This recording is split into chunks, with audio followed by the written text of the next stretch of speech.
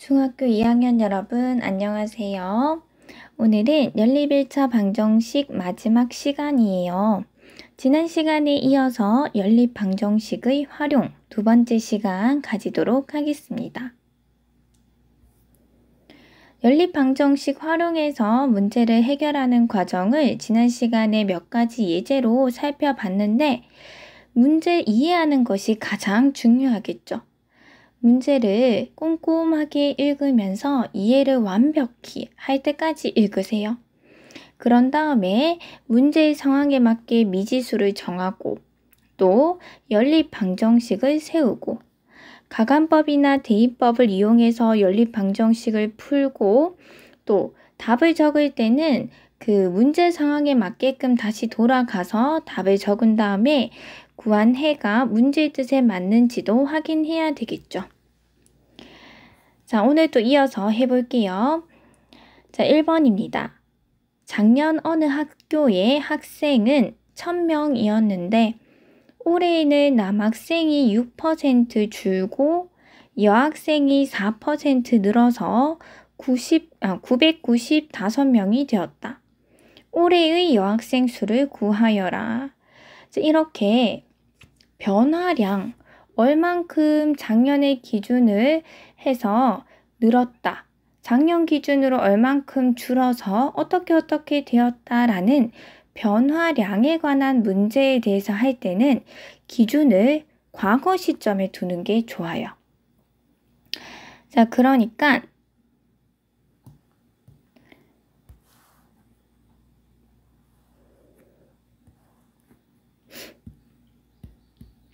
작년 기준의 학생 수가 있을 것이고 올해 기준의 학생 수가 있겠죠. 그리고 남학생과 여학생을 구분하여 볼 때 총합은 작년의 남자와 작년의 여학생의 합이 몇 명이다? 1000명이다. 올해는 어떻게 되어가지고 몇 명이 되었어요? 총 995명이 되었다라는 문제예요. 자, 이럴 때는 작년에 미지수를 둘지 올해에 각각의 미지수를 둘지 헷갈릴 수 있는데 문제를 풀다 보면 작년에 두는 게 좋아요. 왜냐하면 변화량의 설명이 올해 작년의 기준에 해서 작년의 6%가 줄었는 거고 또 작년의 인원에 대비해서 그 작년 여학생 인원의 4%가 늘었기 때문에 미지수 XY는 작년 남자를 X명, 작년 여학생 수를 Y명이라고 두면 좋습니다. 자, 그러면 식 하나는 바로 나오죠. 왜냐하면 여기서 작년 X, 작년 여자를 Y라고 뒀기 때문에 X 플러스 Y가 얼마입니까? X 플러스 Y가 1000이다 라는 방정식 하나는 얻게 됩니다. 두 번째 방정식 마련하는 것이 조금 헷갈릴 수 있는데 선생님이 예를 하나 들어볼게요. 자, 이거는 예예요. 예. 자, 예를 들어서 작년에 남자가 40명이 있다고 해봅시다. 작년에 여자가 60명이 있다고 해봅시다. 그러면 합은 100명이죠. 그런데 작년에는 4명이 줄었어요. 4명이 줄었다. 마이너스 4명이 되었어요. 남자는 작년 여자는 8명이 늘었다. 8명이 전학을 왔어요. 자, 그러면은 올해의 남학생 수는 몇 명이 되죠? 4명이 전학을 갔으니까 36명이 되고 올해의 여학생 수는 8명이 왔으니까 68명이 되죠.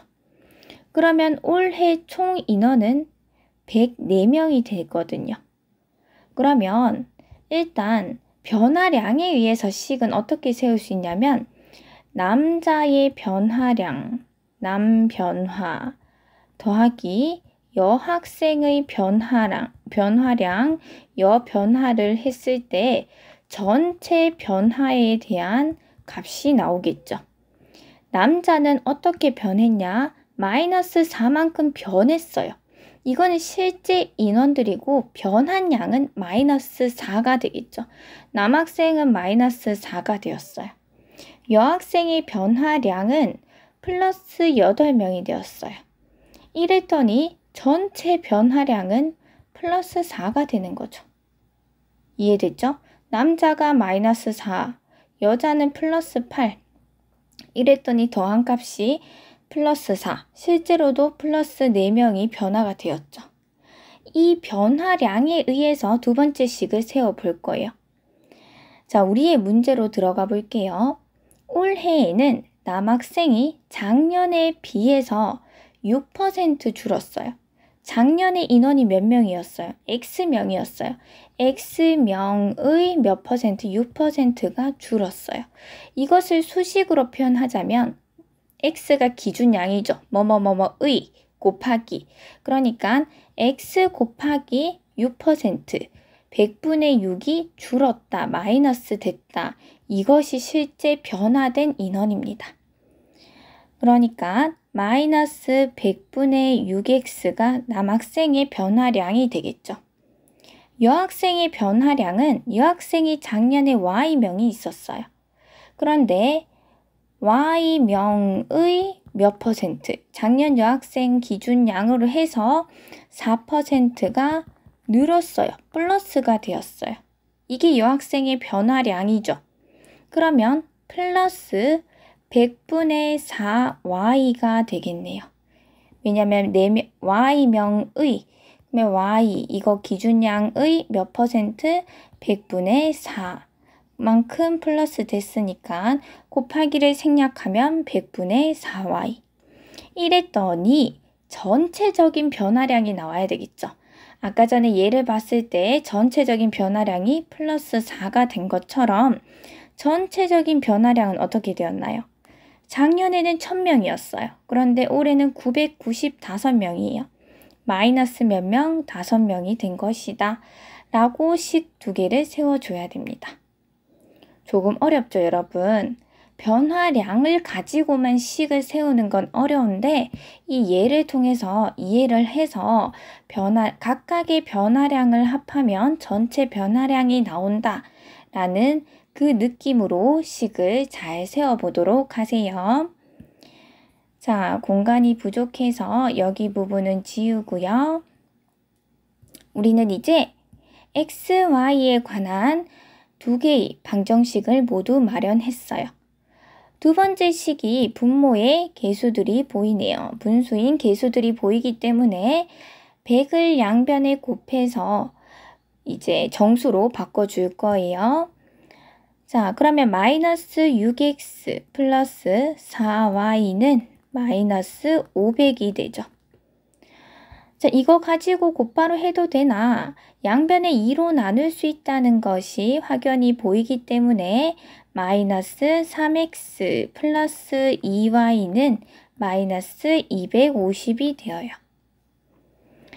자, 위의 식 두 개를 다시 묶어 볼 텐데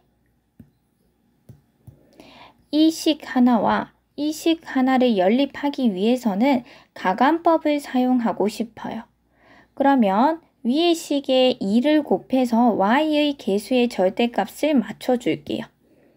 자, 그렇게 하면 2x 플러스 2y는 2000 여기에 2를 곱해서 표현을 했고요. 그 다음에 원래 우리가 간단하게 했던 밑에 식 마이너스 3x 플러스 2y는 마이너스 250 이렇게.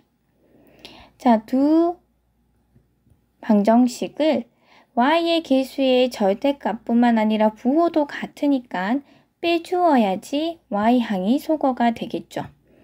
y항 없어지고 2x 빼기 마이너스 3x 하면 5x는 2000 빼기 마이너스 250 하면 2250이 됩니다.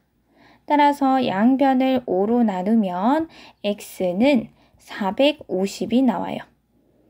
이때 y의 값은 여기에 대입하는 것이 가장 간편하겠죠. 450 플러스 y가 1000이 나오니까 y의 값은 550이 나옵니다. 자, 여기에서 주의해야 되는 점이 있어요. 450과 550은 어떤 숫자를 의미할까요? 그렇죠. 우리가 제일 처음에 XY를 어디 뒀어요? 작년 남자를 X라고 뒀어요. 그러면 작년 남자가 몇 명이라는 거죠? 450명이라는 거예요. 작년 여자가 몇 명? 550명이라는 거예요. 여기까지 됐나요? 자, 풀었던 것을 조금 지워볼게요.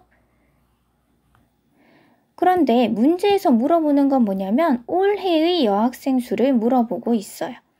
올해 여학생 수는 작년을 기준으로 해서 변화된 값을 생각을 해서 올해의 값을 구해줘야 되겠죠. 작년에 550명이 있었어요. 그런데 올해는 작년 기준, 이 작년 인원의 몇 퍼센트가 100분의 4, 4%가 플러스 추가가 되었죠. 늘었다고 했으니까. 이것이 바로 올해 여학생의 수가 되겠죠. 계산을 해볼게요. 0, 0 약분하고 2, 2, 4, 2, 50, 5, 1은 5, 51. 따라서 550에 22를 추가한 올해의 여학생 수는 572명이 됩니다.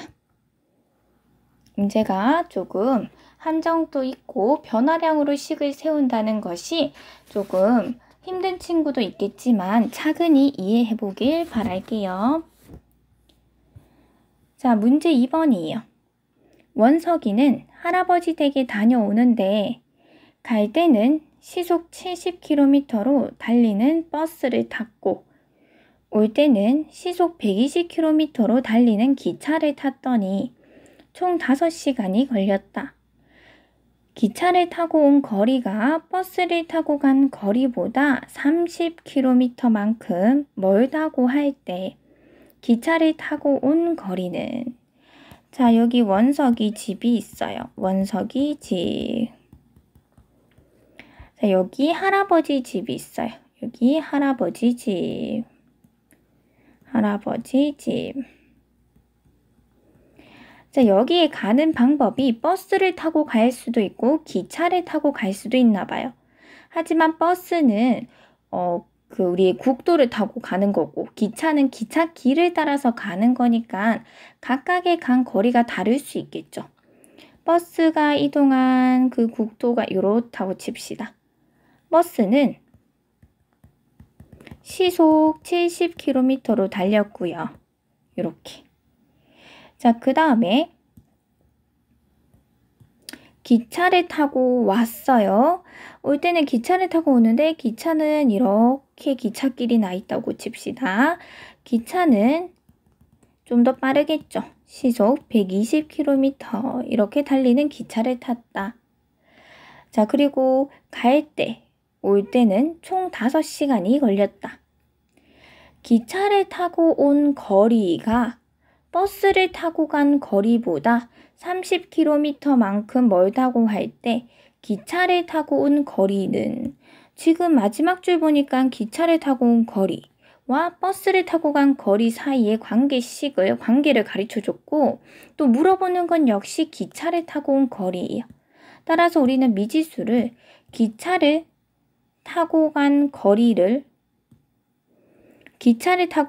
이것을 Xkm라고 둡시다. 이 기찻길 Xkm. 그리고 버스를 타고 간 이 거리를 Ykm라고 둡시다. 그러면 식 하나는 여기서부터 여기까지의 관계에 의해서 세울 수 있겠죠. 기차를 타고 온 거리 X라고 뒀어요.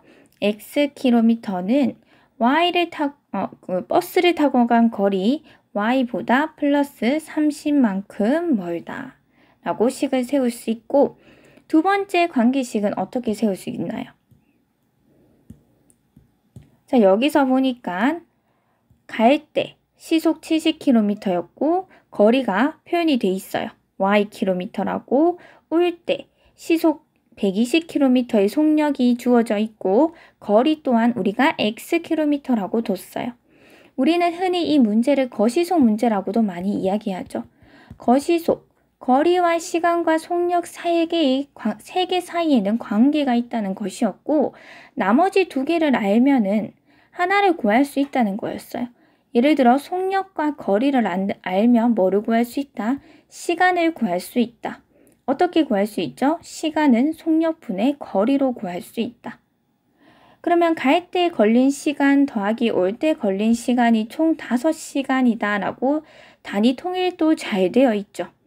따라서 갈 때 걸린 시간 70분의 속력 70분의 y 더하기 올 때 걸린 시간 속력 120분의 x 했더니 얼만큼의 시간? 5시간이 걸렸다. 자, 우리는 이제 이 두 방정식을 연립할 텐데, 자, 밑에 방정식이 개수가 분수인 녀석이 보이죠? 그래서 70과 120의 최소 공배수인 얼마? 840을 곱했어요. 자, 양변에 840을 곱하면은 여기는 12y 플러스 7x는 840 곱하기 5를 하면 4200이 되겠네요. 자, 더 이상 간단하게 약분은 안 되고요. 자, 그러면은 여기 이 방정식과 이 방정식을 연립해 줘야 되는데 위에 방정식이 x는 꼴로 나타나 있으니까 오랜만에 대입법으로 한번 풀어볼까 합니다. 자, 여기 x자리에 뭐를 대입하면 되죠? y 플러스 30을 대입함으로써 미지수가 y 하나인 방정식을 만들 수 있겠죠. 12y 플러스 7 가로하고 y 플러스 30은 얼마다? 4200이다. 따라서 12y 플러스 7y 플러스 210은 4200이다. 자, 19y는 4200에서 210을 빼면 3990이다. 따라서 y는 3990을 19로 나누면 210이다 라는 사실을 구할 수 있습니다. 자, y가 210km다 라는 사실, 버스를 타고 간 거리가 210km다. 그러면 기차를 타고 온 거리는 x의 값인데 그것은 여기 대입하면 쉽게 구할 수 있겠죠. y 자리에 210을 대입하면 x는 얼마다? 240km다. 따라서 정답은 240km입니다.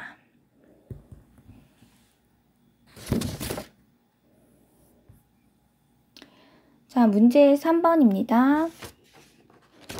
민호와 태인이가 함께 하면 9일 만에 끝낼 수 있는 일을 민호가 혼자 6일 동안 작업한 후 나머지를 태인이가 혼자 10일 동안 작업하여 모두 마쳤다. 이 일을 민호가 혼자 하면 며칠이 걸리는가? 자, 이렇게 일에 관한 문제는 일의 전체 양을 보통 얼마로 두냐면 1로 둬요. 1. 누구는 퍼센테이지로 두고 싶을 수도 있겠어요. 우리가 보통 비율을 전체를 0부터 1까지로 두거나 전체를 0%부터 100%, 백분율을 많이 사용하는데 일에 대해서는 0부터 1까지로 이렇게 보고 문제를 많이 푸는 것 같아요. 우리도 일의 전체 양을 1로 두고 문제를 해결해 봅시다. 자, 전체 일의 양 이것을 1로 뒀어요. 그러면 민호가 하루에 할 수 있는 일의 양이 있겠죠. 그것을 우리는 문자 x라고 둘 거예요. 왜냐하면 예를 들어서 설명을 해줄게요. 자, 은영이가 전체 1인 1원 일에 대해서 하루에 만약에 5분의 1씩 일을 한다면은 전체 일을 끝낼 때까지는 며칠이 걸리죠? 전체 일을 나누기 5분의 1을 해서 5일이 걸린다. 즉 하루에 5분의 1씩 한 칸, 또 다음날 하나 이렇게 5일이 걸려야지 일을 완성할 수 있겠죠. 자, 이렇게 해서 우리는 하루에 얼만큼 일을 하느냐에 따라서 전체 일을 하는데 며칠이 걸리냐를 구할 수가 있어요. 따라서 민호가 혼자 하면 며칠이 걸리는지, 전체 완성하려면 며칠이 걸리는지를 알려면 도대체 민호가 하루에 얼마만큼의 일을 하는지를 알면 되겠죠. 그래서 민호가 하루에 할 수 있는 일의 양을 X라고 둘게요. 자, 태인이가 하루에 할 수 있는 일의 양은 뭐라고 둘까요? Y라고 두면 되겠죠. 자, 다시 우리는 미지수를 뒀고 문제를 찬찬히 읽어볼게요. 민호와 태인이가 함께 한대요. 민호는 하루에 X만큼 일을 해. 태인이는 하루에 Y만큼 일을 해. 함께 하면 하루에 X 플러스 Y만큼 일을 하겠죠. 이만큼 하면 9일 동안 하면 일을 끝낸대. 그러면 이렇게 9일을 반복하면 곱하기 9를 하면 일이 끝낸대. 전체 일의 양이 1이 된다라는 뜻이죠. 이렇게 방정식 하나를 만들 수가 있어요. 또 민호가 혼자 6일 동안 작업한 후 민호는 하루에 X만큼 하는데 6일 동안 작업을 했대요. 그럼 6X 플러스 나머지를 태인이가 혼자 10일, 태인이는 하루에 Y만큼 일을 하는데 10일 동안 작업하면 10Y가 되겠죠. 이랬더니 일이 끝났다. 이렇게 두 연립 방정식을 만들 수가 있어요. 이것을 풀면 되는데 우선 위에 가로가 보이니까 풀어주면 9x 플러스 9y는 1이다. 밑에는 6x 플러스 10y는 1이다. 자, x의 개수를 한번 절대값을 같게 만들어 볼까요? 9와 6의 최소 공배수 18이니까 여기에 곱하기 2를 하고 여기 곱하기 3을 하면 되겠죠. 자, 그러면 18x 플러스 18y는 2고 18x 플러스 30y는 3이다. 따라서 양변을 빼주면은 x항은 소거가 되고 마이너스 12y는 마이너스 1이다. 따라서 y는 12분의 1이 나와요. 즉 전체 일의 양이 1로 뒀을 때 태인이가 하루에 할 수 있는 일의 양은 그 중에 12분의 1. 자, 이것을 12조각 냈을 때 그만큼의 1. 이만큼만 태인이가 하루에 할 수 있는 일의 양이다 라는 뜻이에요. 자, y값 구했으니까 이때 x값을 구해볼게요. 자, 여기에 대입을 해볼까요? 자, x 플러스 y는 9를 나눠주면 x 플러스 y는 9분의 1이라는 거죠. 그러면 x는 9분의 1 마이너스 y인데 그때 y값이 12분의 1이죠. 자, 36으로 통분을 하면 36분의 4 마이너스 36분의 3이니까 36분의 1이 나옵니다. 즉 민호가 하루에 할 수 있는 일의 양은 36분의 1이에요. 자, 문제에서 물어보는 것은 민호가 혼자 일을 하면 도대체 며칠이 걸리는가? 민호는 전체 일의 양이 1일 때 하루에 할 수 있는 양이 36분의 1이에요. 그러면 며칠 동안 일을 해야지 일을 완성할 수 있을까요? 답은 36일이죠. 자, 굳이 계산식을 쓴다면은 전체 일의 양 1 나누기 하루의 일의 양 36분의 1을 하면 1 곱하기 36이니까 36일이 나온다. 자, 일에 대한 문제도 살짝 까다로울 수 있을 것 같아요. 전체 일의 양을 1로 이렇게 둔다는, 비율로 둔다는 것 자체가 힘들고 이해가 안 가는 친구도 있을 수 있을 것 같은데 이건 역시 여러 번 반복하면서 연습을 하길 바랄게요. 자, 오늘의 마지막 문제 4번입니다. 자, 오늘의 도전 톡톡 문제로는 원가, 정가, 이익 이런 것에 관한 문제를 가지고 왔어요. 자, 아직도 원가가 뭐예요? 정가가 뭐예요? 판매가가 뭐예요? 이익이 뭐예요? 라는 친구들이 많아요. 그것에 대해서 개념부터 한 번 더 설명해 드릴게요. 자, 우리가 옷을 판다고 칩시다. 옷을 판다고 해서 내가 옷가게를 차렸는데 이것을 판다고 이것을 한 장 한 장 직접 바느질로 만들지 않죠. 수제 작업이 아니라면. 그러면 분명히 도매 시장에서 내가 이 옷을 사올 거예요. 맞죠? 저기 큰 시장 가서 내가 사올 거예요. 그 사온 가격이 원가예요. 원가. 만약에 선생님이 도매 시장에 가서 이것을 5,000원 주고 사왔어요. 그리고 여기에 땡땡 옷가게라는 선생님의 옷가게에서 이것을 파는데 당연히 내가 도매 시장에서 가져온 이 원가보다는 높게 팔아야 되겠죠. 그것을 우선 정가를 정할 거예요. 정가. 정가는 8,000원으로 정했어요. 그러면 이 옷을 하나 팔아서 내가 남는 이익을 만약에 정가 그대로 손님한테 받았다면 얼마의 이익이 발생하죠? 이익은 3,000원이 발생하는 거예요. 왜냐하면 내가 투자한 5,000원은 빼고 내 이익이 되니까 이익은 3,000원이 되는 거겠죠. 자, 이렇게 정가로 바로 판다면은 이야기가 바로 이렇게 되는데 또 문제에 따라서는 정가를 8,000원으로 정했어. 근데 너무 안 팔리는 거예요. 그래서 몇 퍼센트 세일을 가거나 얼마 세일을 하기도 해요. 그러면 오늘따라서 정가에 10% 할인하는 날이야. 정가. 택에 적혀 있는 게 정가인데 이 8,000원에서 10%를 할인한대요, 여러분. 그러면 전체 양이 0부터 100까지인데 10% 빼준다고 하니까 내가 지불해야 되는 금액은 몇 퍼센트 값이죠? 90% 값이죠. 뭐의? 기준양, 정가의 100분의 90만큼만 나는 돈을 내면 되겠죠. 이것이 바로 판매 가격이 되는 거예요. 10% 세일할 때. 그러면 0두 개 없어지면 7,200원이 판매 가격이 되는 거야.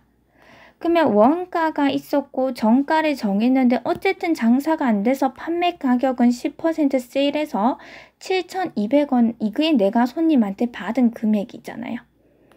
이때 이익은 판매 가격 7,200원에서 얼마를 빼야 된다? 내가 이 물건을 사왔던 5,000원을 빼야 되겠죠. 그러면 이익은 2,200원이라는 이익이 남습니다. 이해가 됐나요? 따라서 원가, 정가, 그리고 혹시 정가에서 또 뭐 세일을 했다면 판매 가격까지 했을 때 그 이익은 내가 손님한테 받은 금액, 판매 가격에서 이익을, 원가를 원래 내가 물건을 사왔던 가격을 빼야지 이익이 나온다라는 이 과정부터 이해를 해야지 문제를 풀 수 있겠죠. 자, 이제 이 문제로 들어가 봅시다. 어느 가게에서 원가가 4,000원인 A 제품과 원가가 2,400원인 B 제품을 합해서 160개를 구입하였다. A 제품은 25%, B 제품은 35%의 이익을 붙여서 모두 판매하였더니 144,000원의 이익이 발생하였을 때 구입한 A 제품의 개수는? 라고 물었어요. 자, 이렇게 제품이 지금 2개 등장하죠. A 제품도 있고 B 제품도 있어요. 이러면은 표로 정리하는 것이 쉽게 깔끔하게 문제사항을 판단할 수 있을 것 같아요.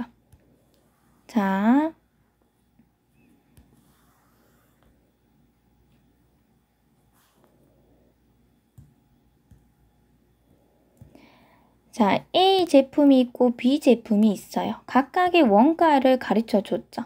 A 제품의 원가는 얼마예요? 4,000원. B 제품의 원가는 2,400원입니다.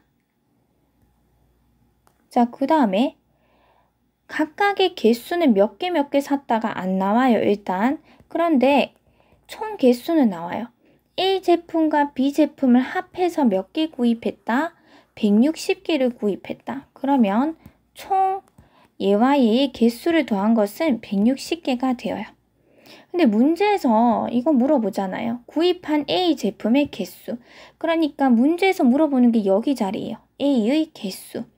따라서 우리는 이것을 X라 두고 이것을 Y로 둬야 되겠다라는 생각을 할 수 있어요. 그리고 바로 방정식 하나가 튀어나오죠.